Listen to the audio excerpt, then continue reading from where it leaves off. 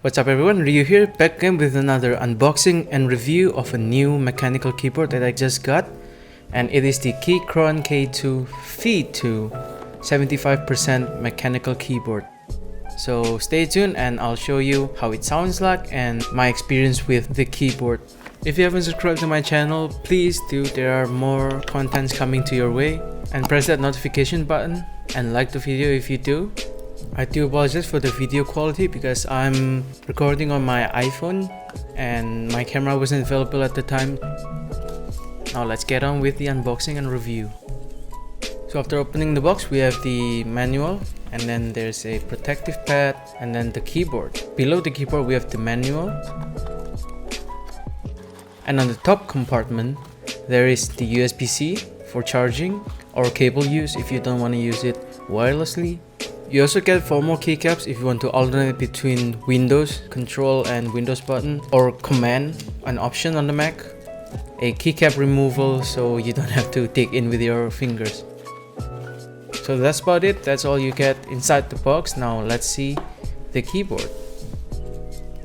I also got the red Keychron switch model because back then I had the Razer green switch and it's too loud for me. Turns out the green Razer switch is the equivalent of the blue Keychron switch, so I hate the clicky sound, it's too loud for me, especially gaming at night. So I'm getting the red switch and it has been amazing, it has been wonderful.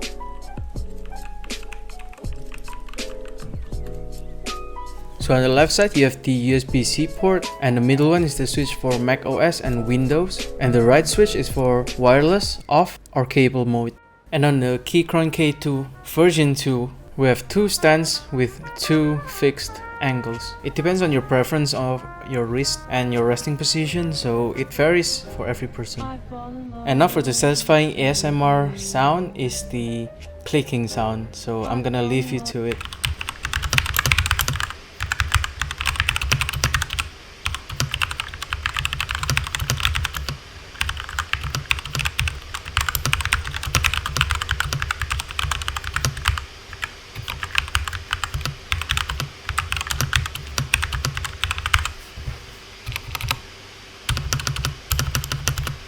As for the cons of this device, there's actually not that much, but the only thing I didn't know before buying this is the actuation force, which is how many force it's gonna take for a key to input, and the red switch is the lowest one, so I accidentally type wrong things like typos, but it's really a small matter. And the other things like the battery, the wireless connection, and then when you press FN 1, 2 or 3, it can have 3 profiles for 3 different devices. It's all very amazing. It works very well.